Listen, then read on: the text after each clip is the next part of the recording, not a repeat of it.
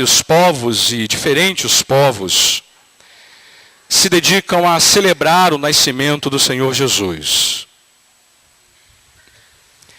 Nós estamos chegando ao finalzinho do Natal de 2011, mas algumas poucas horas e 25 de dezembro vai ser uma página virada na nossa história, no nosso calendário.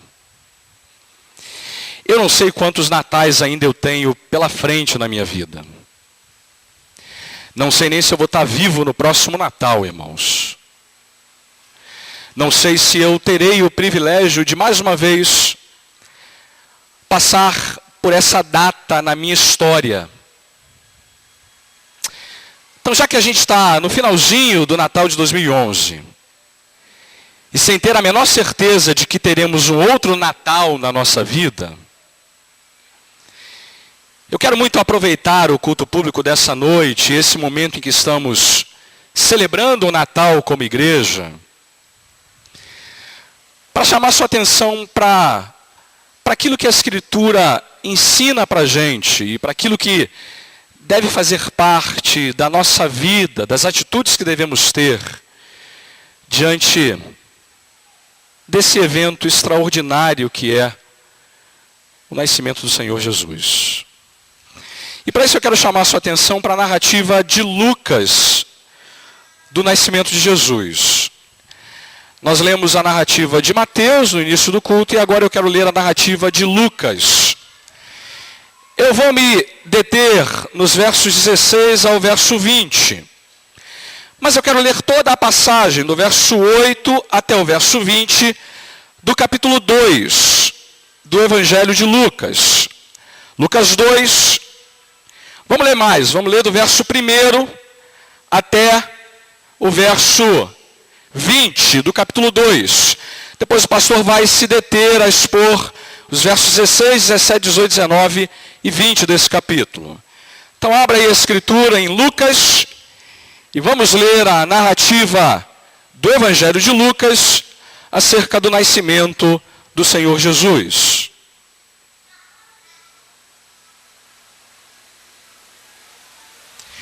E nessa passagem também está aí informado para a gente aquilo que os jovens ensinaram tão bem aqui para a gente, né? Vamos então acompanhar a leitura do texto que diz assim: naqueles dias foi publicado um decreto de César Augusto, convocando toda a população do império para recensear-se.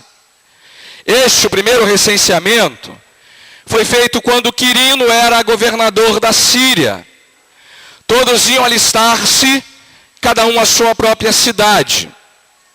José também subiu da Galileia, da cidade de Nazaré, para a Judéia, a cidade de Davi, chamada Belém, por ser ele da casa e família de Davi, a fim de alistar-se com Maria, sua esposa, que estava grávida.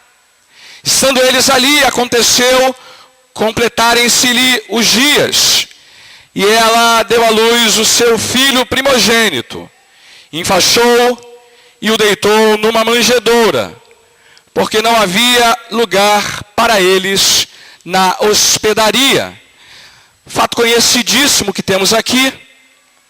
Deus soberanamente já havia previsto que Jesus nasceria em Belém, uma pequena cidade, uma cidade do interior, desconhecida, que não apareceria no Google Maps, se houvesse Google Maps no tempo de Cristo. Cidade que não passava de um vilarejo. Mas Deus já havia pronunciado pela boca do profeta Miqueias que seria nesse lugar que nasceria o Messias, o ungido, o Filho de Deus. E olha o que Deus promove de maneira soberana para levar Maria e José para Belém. Primeiro, faz com que César estabeleça um decreto que obriga toda a população do império a ir recensear-se na sua cidade natal. José, que era da família de Davi, e Maria, que também era da família de Davi, voltam para sua cidade natal, Belém, para que eles possam se alistar-se. É essa viagem que a gente se refere quando fala que ela estava desconfortável no burrinho, embora não saibamos até se ela foi montada num burrinho. O fato é que ela estava já há 9 meses de gravidez. Não sabemos nem se ela foi de carroça ou não. Então, nesse período, completam-se os dias e ela então dá à luz o menino, que nasce em Belém. E eles não encontram lugar em Belém para serem hospedados, porque certamente a cidade estava lotada de gente que viajou para aquela região para também se alistar-se. José e Maria vieram num horário mais tarde e não encontraram lugar para ficarem hospedados. Eles então têm a criança numa manjedoura. Manjedoura era o lugar onde os animais dormiam e que geralmente ficava na parte de baixo da casa. Então, no meio dos animais, o próprio Filho de Deus vem a esse mundo. Vamos seguir a leitura do texto. Havia naquela mesma região pastores que viviam nos campos e guardavam o seu rebanho durante as vigílias da noite. Veja aí, os pastores estavam nos campos. Isso é uma informação importante. Era uma noite fresca e agradável, a ponto dos pastores poderem caminhar com as suas ovelhas nos campos. Isso certamente não aconteceu em dezembro, porque dezembro é inverno, e nenhum pastor pega as suas ovelhas para andar com elas nos campos no meio de um inverno. E o inverno na Palestina neva, é frio mesmo. A gente sabe que agora toda a região norte do planeta está vivendo um inverno rigoroso. A gente está aqui agora num verãozão, não é? Liguei para o meu irmão ontem, que está na Espanha, e ele falou para mim, olha, aqui está fazendo 10 graus lá fora. A gente já pegou aqui -4. Falei assim, aqui no Rio está 35 e a chapa está quente. Ele falou, que beleza, né? Então os pastores não fariam isso no meio de uma nevasca, de uma noite fria. O que dá indícios para nós de que Jesus não nasceu em dezembro, irmãos. Ele pode ter nascido em abril, que é o meio do primeiro semestre, ou setembro, que é o meio do segundo semestre. Nesse período, a temperatura está muito agradável e os pastores podiam caminhar com os seus rebanhos para alimentarem e viverem também as vigílias da noite com eles. O texto prossegue. E um anjo do Senhor desceu aonde eles estavam, e a glória do Senhor brilhou ao redor deles, e ficaram tomados de grande temor.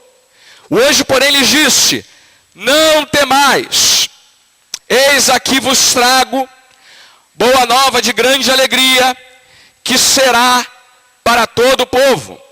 É que hoje vos nasceu na cidade de Davi o Salvador, que é Cristo o Senhor. Isto vos servirá de sinal. Encontrareis uma criança envolta em faixas e deitada em manjedoura. E subitamente apareceu com o anjo uma multidão da milícia celestial, louvando a Deus e dizendo, glória a Deus nas maiores alturas, e paz na terra entre os homens a quem ele quer bem. E assentando-se eles, ou melhor, e ausentando-se deles os anjos para o céu, diziam os pastores uns aos outros, vamos até Belém e vejamos os acontecimentos que o Senhor nos deu a conhecer. E preste atenção agora em 4 atitudes que os pastores têm e que também Maria tem depois do que o Senhor havia feito eles conhecerem. Veja aí do verso 16 até o verso 20. Primeiro, foram apressadamente e acharam Maria e José e a criança deitada na manjedoura. E vendo, divulgaram o que lhes tinha sido dito a respeito deste menino. Todos os que ouviram se admiraram das coisas referidas pelos pastores. Maria, porém, guardava todas essas palavras, meditando-as no coração. Voltaram então os pastores, glorificando e louvando a Deus por tudo que tinham ouvido e visto, como lhes fora anunciado. Até aqui, amados, a leitura do texto bíblico, eu espero expor aí os versos 16 até o verso 20. Então, quando a gente lê essa narrativa, tem um monte de coisa que a gente já sabe, irmãos. Talvez você lembre e guarde desde criança, desde que você é muito jovem, desde que você era muito jovem. Mas olha, essa narrativa aqui primeiro desconstrói um monte de coisa que a gente vê acontecendo no nosso meio com relação à celebração do Natal. Primeiro, já disse, não há nenhum indício que Jesus tenha nascido dia 25 de dezembro. Então, a data não é uma data predita, informada pela Escritura. Alguém pode perguntar, de onde veio então a data? De onde veio a data? A data vem de uma decisão de um imperador romano, que cristianizou o império, e que tomou a decisão então de fazer uma festa que concorresse com uma festa pagã que acontecia no tempo do Império Romano. Essa festa chamava-se Saturnália, era a celebração do deus Saturno. Então, para que os cristãos tivessem também uma festa para comemorar na mesma data da Saturnália, o imperador teve a brilhante ideia de estabelecer o dia 25 de dezembro como a data festiva do nascimento de Cristo. E desde então, a cristandade perpetuou essa data. Os paralelos são muitos, irmãos. A Saturnália era uma festa onde as pessoas trocavam presentes entre si. E não é à toa que a gente no Natal faz o amigo oculto. Eu comecei nos últimos anos a fazer a versão inimigo revelado. Mas, enfim, o fato é que você troca presentes. Isso é convenção de uma festa que não tem nenhuma relação com a história do cristianismo. E que foi absorvida pela gente a partir dessa decisão do imperador no tempo lá do Império Romano.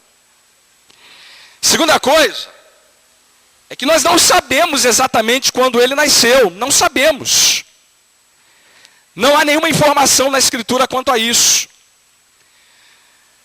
Já falei que não foi em dezembro e todas as indicações não apontam para dezembro por causa do inverno. Mas a gente não tem também nenhuma informação de quando foi. O fato é que Deus permitiu que fosse assim para que a gente lembrasse desse evento todo ano e não apenas no dia 25 de dezembro. Terceira coisa curiosa sobre as festividades populares do Natal é com relação ao presépio. A gente leu aqui que Jesus estava na manjedoura, não foi? Você vê muitos presépios hoje em dia, e eu lembro que na minha casa, quando eu era garoto, tinha um presépio, que a minha mãe quase obrigava a gente a montar o presépio no Natal. E era um presépio chato de montar, porque eram umas pecinhas pequenininhas assim de prata, que ela ganhou na Avon, irmã Marta. Ganhou na Avon, e a gente tinha que montar aquele negócio todo, tinha que botar lá os animais e tal. E colocávamos também os 3 reis magos no presépio. Eu lembro aqui, só para abrir um parênteses, irmãos, quando eu era jovem na igreja, a gente fez uma peça de Natal, E eu e meus 2 irmãos fizemos os 3 reis magros, porque a gente era magro que dava dó. Hoje não dá mais para fazer a peça, irmão. Mas você bota lá no presépio, os 3 reis magos. Tem 2 problemas com isso. Primeiro, eles não eram reis.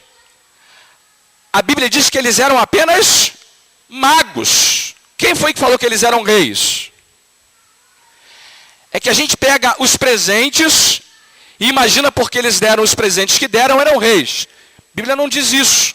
Mateus capítulo 2 diz que eles eram magos, sábios do Oriente. Segundo detalhe, eles não eram 3. Não tem nem nome na Bíblia. Negócio de Belsazar, não sei o que, não sei o que, não sei o que. Como é que é o nome, irmão? Fala aí o nome, irmão. Você sabe, abre o coração. Hã? Belchior, que não canta música, mas é o rei mago. Qual é o outro? Baltazar. E qual é o outro? Daniel. Não é. Não sei o nome, irmão. O fato é que nós não sabemos os nomes dos magos. E eles não eram 3. Se você der uma olhada em Mateus 2, é dito assim: uns magos vieram do Oriente. Ah, deram 3 presentes, significa que eram 3? Não. Podia ter sido 15 magos que só deram 3 presentes. 2 magos que só deram 3 presentes. Nós não sabemos os nomes e não sabemos quantos eram. E tem um terceiro detalhe. Eles não visitaram Jesus na manjedoura. Sabia disso, irmão? Eles não encontraram Jesus na manjedoura. A Bíblia fala em Mateus 2 que eles encontram Jesus já hospedado em uma casa. E ele já não era mais um recém-nascido. Ele já devia ter aproximadamente 2 anos de idade. Porque Herodes manda matar todas as crianças a partir de 2 anos de idade. Porque Herodes sabe que Jesus já deve ter esse tempo de vida, quando os magos vão até ele e inquirir qual é a cidade que ele nasceu. Então, primeiro, não eram 3. Segundo, não eram reis. Terceiro, não estavam na manjedoura. Mago na manjedoura não tem nada a ver com o que a Escritura ensina acerca do nascimento de Jesus. Então, no seu presépio, irmão, tira os magos. Bota ele na casa. Tem outra coisa curiosa. É uma figura emblemática que aparece nesse período agora de Natal. Vou falar um pouquinho sobre ele. O bom velhinho. O famoso e famigerado Papai Noel. Vou falar um pouquinho sobre ele também, né, irmãos? A gente trata essa figura de maneira, às vezes, muito ingênua. Mas o Papai Noel não tem nada de ingênuo, irmãos. Nada de ingênuo. Jornal Nacional de quinta-feira, eu estava em casa assistindo, estava falando da admiração que as pessoas têm com a figura do Papai Noel. E não é só criança não, irmão. Tem um monte de adulto também que fica todo bobão, né? Ô Papai Noel. Quer até tirar foto no colo dele, irmão. Pensa um pouco quem ele é, irmão. Como é que a figura dele obstrui a mensagem verdadeira do Natal. Eu selecionei aqui umas cartas que já escreveram para o Papai Noel. Olha só, por exemplo. Querido Papai Noel, papai tem sido muito mal comigo desde que a mamãe morreu no ano passado. Ele bebe muito e bate muito nos meus irmãos. Sai com outras mulheres. Não dá para mudar o coração dele não, Papai Noel? Te amo. Segunda carta. Querido Papai Noel, não importa que você traga os presentes que eu pedi. Eu queria que alguém me amasse. Você pode encontrar alguém para mim? Te amo. Carta de uma esposa. Papai Noel, tudo que eu queria nesse Natal era que meu marido me amasse. figura inocente, irmãos. Como é que essas pessoas estão tratando o Papai Noel? Como se ele fosse o próprio Deus. Muita gente trata o Papai Noel como se ele fosse o próprio Deus. E já se estabeleceram algumas semelhanças entre ele e Cristo. Primeira, ele sabe tudo e está em todos os lugares na noite de Natal. Então ele é onipresente e onisciente. Não é? Segunda semelhança, ele dá presentes para as pessoas como Cristo dá dons para as pessoas. Ambos têm cabelo branco. Tem aquela imagem de Jesus lá em Apocalipse que ele tem cabelo branco. Papai Noel tem também cabelo branco. Ambos têm animais que voam ao redor dele.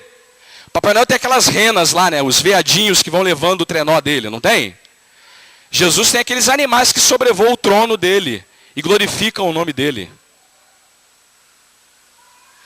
Ambos são eternos.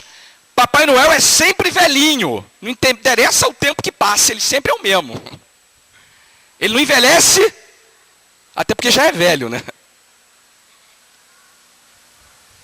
Ambos vêm como ladrões de noite. Papai Noel entra pela chaminé, de noite, escondido.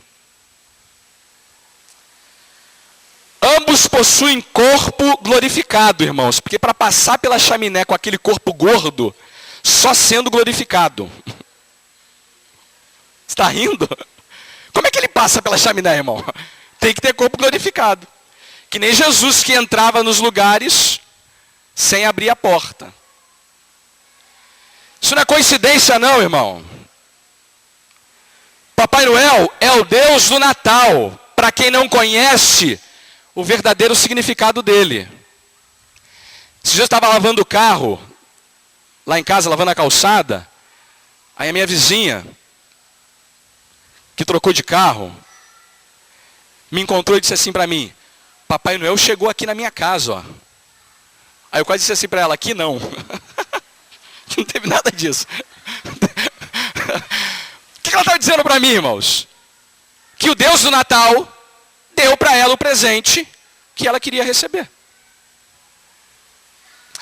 É por isso que, historicamente, muitos cristãos defendem a ideia de que crentes não devem celebrar o Natal. Porque o Natal tem um monte de problema. A data é errada, a festa é pagã, ele é cheio de superstições que não tem nada a ver com a Escritura, ele idolatra o Papai Noel, que é o Deus do Natal, e obstrui a mensagem verdadeira do Natal. E olha, amados, eu tenho que admitir uma coisa, eles estão corretos em muitas dessas questões. Estão mesmo. Mas eu penso que a gente não deve, por causa desses erros, dessas distorções, dessas aberrações, deixar de celebrar o Natal, não. Mas precisamos, mais do que nunca, alimentar a nossa alma da verdade dos fatos e aproveitar esse tempo especial da celebração do Natal, como gente que conhece o significado dele, para tomar algumas atitudes muito concretas com relação ao verdadeiro significado do Natal. Acho que a gente não pode deixar de celebrar, mas a nossa celebração deve ir acompanhada de atitudes concretas que manifestem claramente o nosso entendimento dessa celebração. E é isso que eu quero chamar a sua atenção aqui no texto. Há 4 atitudes aqui na passagem que apontam para a gente um caminho que não podemos ignorar nesse tempo de celebração de Natal, irmãos. Algumas delas assumidas pelos pastores e uma delas em especial assumida por Maria. Primeira coisa que eu quero chamar a sua atenção está no verso 16, e também no verso 17, é que Natal é tempo de divulgar o que a gente sabe acerca do menino. Olha o que é dito aí. Foram apressadamente e acharam Maria e José e a criança deitada na manjedoura. E vendo, divulgaram o que lhes tinha sido dito a respeito deste menino. Olha, Natal é hora da gente abrir bem a boca para divulgar o que a gente sabe sobre o menino.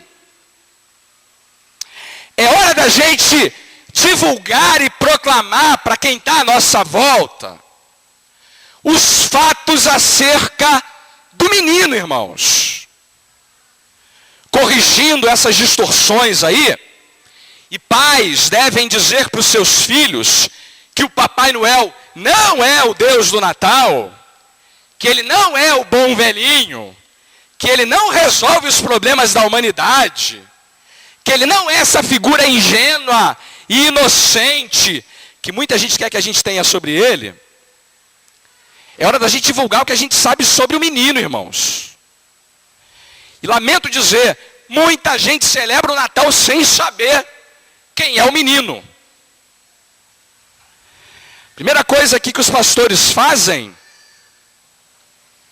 é que eles vão divulgando o que eles receberam de conhecimento acerca do menino. Olha, eu queria muito, amados, que a gente entendesse que nesse período de Natal, as pessoas estão mais abertas para ouvir as boas novas do Evangelho. Não é verdade?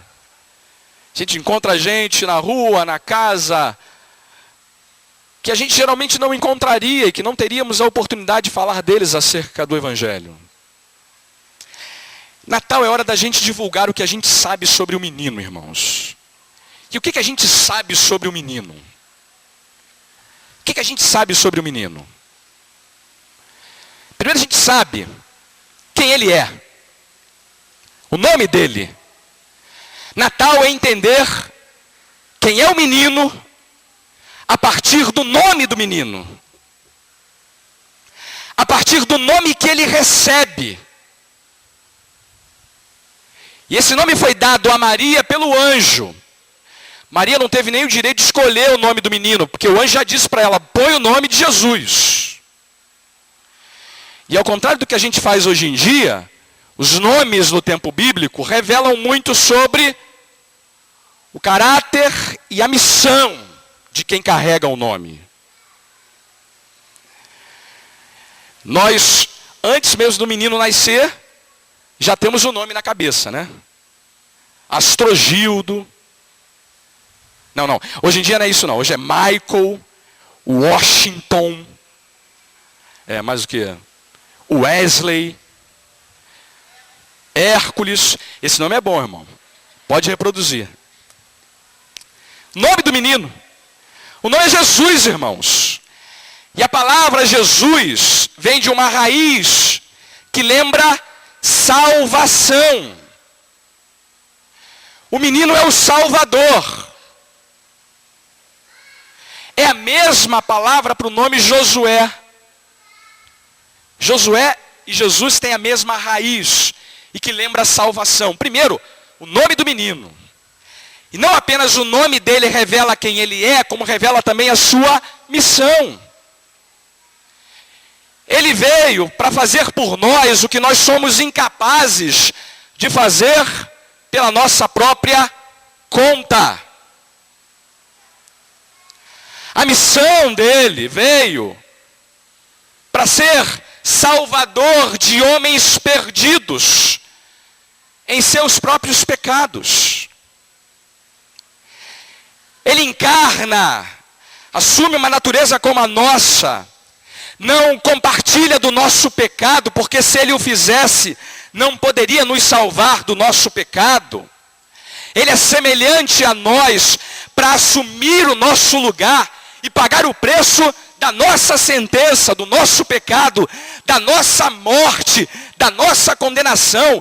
Ele vai ao inferno, ele morre. Ele assume plenamente a nossa culpa. Ele nasce em Belém dessa maneira extraordinária, para cumprir a missão de salvar pecadores dos seus próprios pecados. Natal, amados, é a celebração do fato de que o menino veio para morrer pelo seu povo. Um teólogo suíço disse uma ocasião, irmãos, que todo homem tem 3 problemas graves na sua vida. Um problema no passado, um problema no presente e um problema no futuro. No passado ele tem culpa. No presente ele tem medo. E no futuro ele tem a morte. Eu e você, como parte da humanidade, conhecemos esses 3 grandes problemas. A gente carrega uma culpa, carrega medo e vai ter que enfrentar a morte.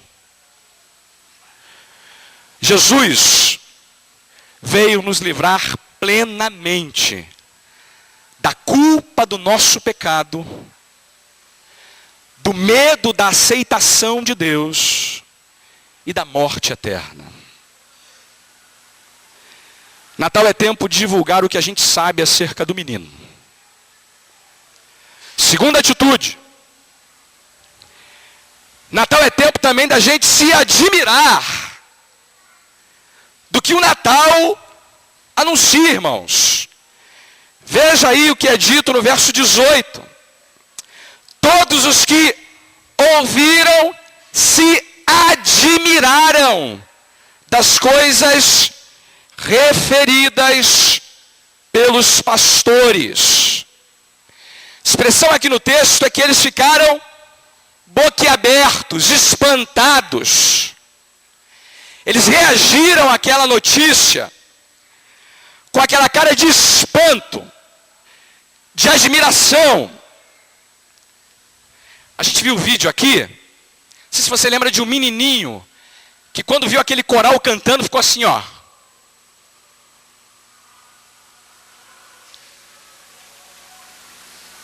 Você lembra da última vez que você se admirou com alguma coisa? Pastor, faz tanto tempo que eu nem lembro.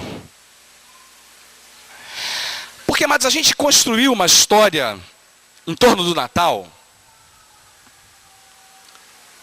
que não dá mais tempo para se admirar com nada.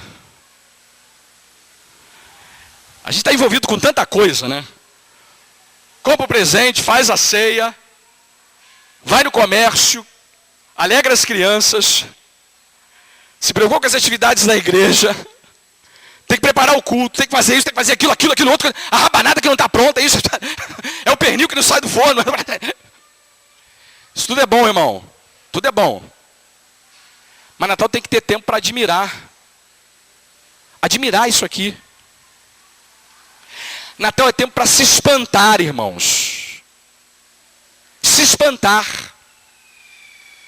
E se espantar com o quê, irmãos? Se espantar com o fato de que Deus, Filho, abriu mão de toda a glória que Ele tinha na eternidade para se fazer um de nós. Nascer numa manjedoura, irmãos. Quem de nós aqui nasceu numa manjedoura? Nenhum de nós. Nascer no meio de animais, numa cidade minúscula da Palestina, filho de um casal completamente desconhecido, gente simples. O pai dele era um carpinteiro, uma profissão singela, gente pobre. Não nasceu no palácio do império, não é filho do imperador, de nenhum governador do império, não é filho de gente importante, nasce para ser um homem simples. Abre mão de tudo, para se fazer servo. para se fazer um de nós, para ser humilhado. Humilhado.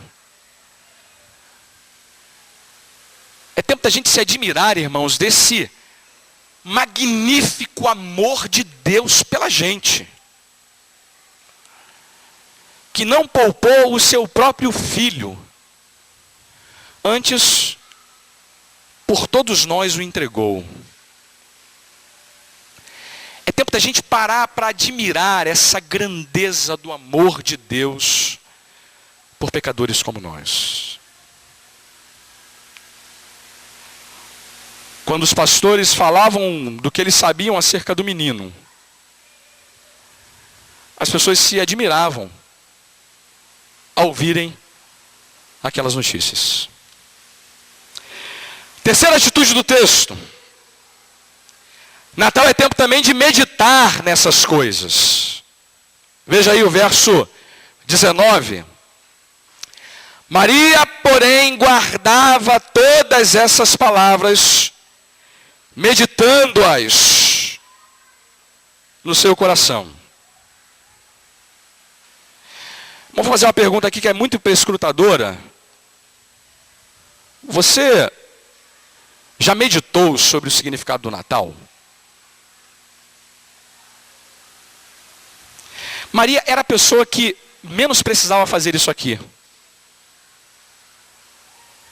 Foi ela quem recebeu a notícia de que ficaria grávida pelo Espírito Santo. Foi ela quem deu à luz o menino e que o viu antes de qualquer outra pessoa. Foi ela que teve o privilégio de envolvê-lo em faixas para ser apresentado aos pastores que haviam sido avisados pelos anjos para ir ao encontro do menino. Mas é curiosa essa informação que Lucas nos dá.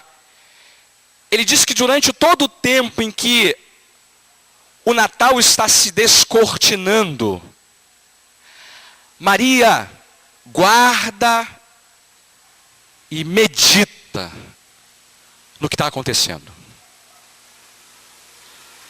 Medita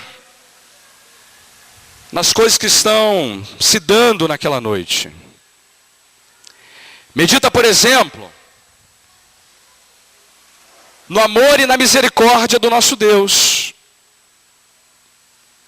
Porque o Natal, irmãos, é Deus vindo ao nosso encontro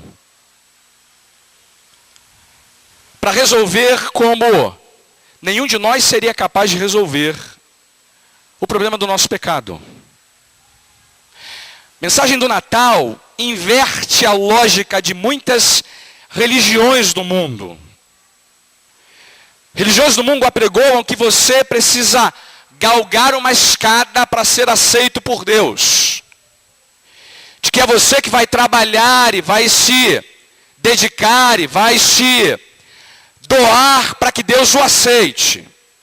O Evangelho diz o contrário. Diz que Deus veio ao nosso encontro e veio nos buscar. Veio salvar o que havia se perdido.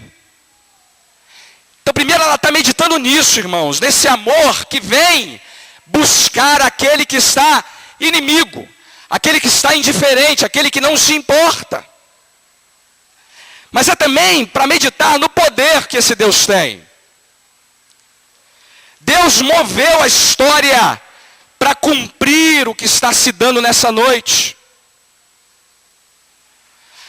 Há poder dele sendo revelado para nós aqui nesse fato. Poder que se cumpre no fato da virgem ter dado à luz. Sabe, tem muita gente que brinca com esse fato e até debocha dele, né? É porque virgem não dá luz a meninos. É verdade, virgens não dão luz a meninos. Mas o poder de Deus é capaz de fazer com que virgens deem luz a meninos. E Deus fez assim, para mostrar para a gente o quão poderoso Ele é, para cumprir os seus propósitos. Meditar na fidelidade dEle, irmãos. Esse nascimento já havia sido predito inúmeras vezes, pela boca dos profetas no Antigo Testamento. Deus sendo fiel com aquilo que Ele prometeu que faria e cumprindo cabalmente tudo que Ele havia prometido.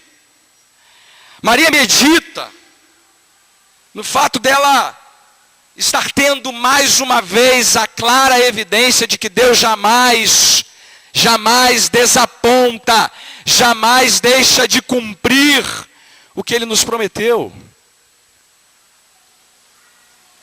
Cumpre todas as promessas que fez e faz absolutamente tudo o que prometeu. Natal é hora da gente meditar na glória desse Deus, irmãos. Na majestade dEle, no amor dEle, na fidelidade dEle. É nos enchermos desse espanto, dessa admiração. É nos enchermos dessa resposta que todo mundo que ouvia tinha com relação aos pastores. Quem ainda não se admirou com o Natal, irmãos, não entendeu o significado dele. Quem ainda não ficou espantado com o que está acontecendo aqui nesse capítulo da história da humanidade, não entendeu o sentido do Natal. O impacto que isso teve para a vida da humanidade como um todo. E para a vida de cada um de nós, irmãos. É algo que a gente não consegue nem medir. E que deveria produzir um profundo espanto em nós. Quarta e última atitude. Natal é tempo de glorificar a Deus. Olha aí o texto. Voltaram então os pastores, glorificando e louvando a Deus por tudo que tinham ouvido e visto, como lhes fora anunciado. Natal é tempo de glorificar. Louvar a Deus pelo que Ele é. Sua glória, sua misericórdia, seu poder. Por isso que a gente tem culto de Natal, né? Esse culto aqui é glorificar a Deus pelaquela noite, por tudo que ela significa para nós.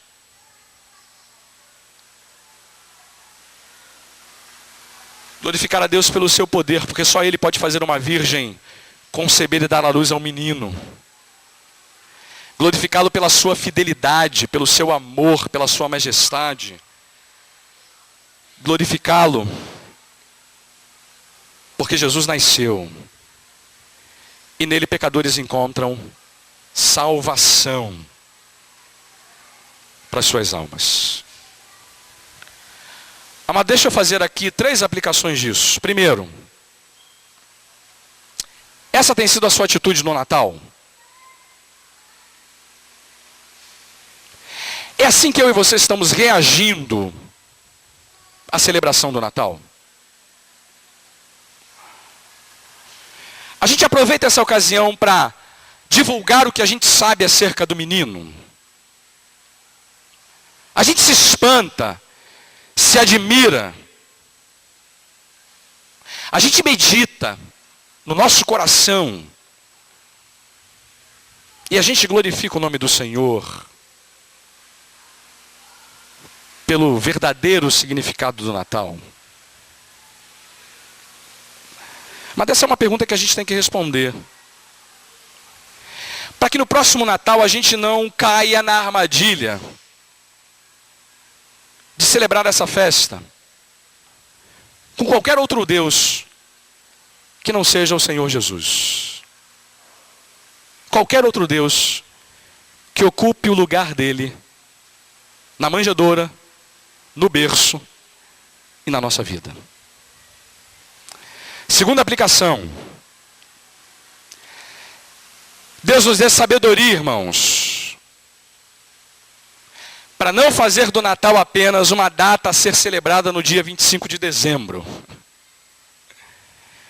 Que a gente não lembre do Senhor Jesus apenas quando os comerciais surgem na TV, quando as lojas ficam enfeitadas, quando começa a fazer comercial de Chester, rabanada, panetone, peru, e quando a Líder Magazine bota a musiquinha dela no rádio. Que Natal ocupe a nossa vida o tempo todo, irmãos. O tempo todo. Terceira e última aplicação. E eu me refiro agora àqueles que não celebram o Natal conhecendo o verdadeiro significado dele. A você, meu amado, que está conosco essa noite, a minha oração é que o Senhor Jesus tenha falado ao seu coração através dos hinos, do sermão, e que você entenda que o que a gente celebra no Natal é o nome do menino, o significado do nome do menino e a missão que ele veio cumprir. Que eu e você estamos completamente perdidos, sem a menor segurança nessa vida, afastados da mensagem salvadora que há na bendita pessoa e na obra do Senhor Jesus Cristo. A que esse Natal, de verdade, o Espírito Santo de Deus chame você e o faça entender o significado dessa celebração. Que você se renda aos pés dele e creia nele como Senhor e Salvador da tua vida também. Amado, fechemos os nossos olhos, vamos buscar ao Senhor e falar com ele nesse instante. Senhor, ajuda-nos, Senhor, a termos sempre muita sabedoria para celebrarmos o Natal do teu Filho Jesus, divulgando a Deus o que sabemos acerca do menino, enchendo a nossa alma de espanto e de admiração por esse milagre extraordinário que foi a encarnação do Verbo. Até porque, ó Deus, não há salvação sem encarnação. A morte, o sacrifício vicário, o sangue derramado na cruz do Calvário, só se tornou possível porque o teu Filho se fez um de nós.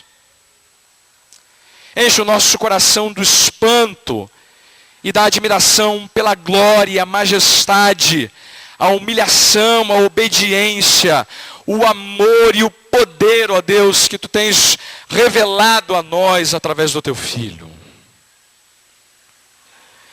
Dá-nos também, ó Deus, que tenhamos tempo para guardar essas coisas e meditar nelas em nosso coração. Nossa vida sobre a terra é tão curta, Senhor, tão breve. E não queremos, ó Deus, ser levados pelas armadilhas e não encontrar tempo em nossa agenda, em nossa vida, para meditar e guardar em nosso coração as verdades acerca de Jesus. Mas enche-nos também, Senhor, de glória e de desejo de louvar e bendizer o teu nome. Louvar e exaltar o Rei dos Reis, o Senhor dos Senhores, o Deus que cabe no berço, o Deus que nos amou a tal ponto de dar o seu próprio Filho, para que nele e apenas nele encontremos paz, perdão, salvação e vida eterna. A Deus, que os corações que estão aqui essa noite não conhecem ainda o teu Filho Jesus, sejam alcançados por Ele mesmo, pela obra da graça que só Ele é capaz de produzir nesses corações. E que agora, o amor de Deus, o Pai, a graça soberana de nosso bendito Senhor e Salvador Jesus Cristo, e a comunhão eterna do Santo Espírito de Deus esteja convosco, e com todo o povo do Senhor espalhado por toda a face da terra, hoje e para todo o sempre. Amém, Senhor. Amém, Pai.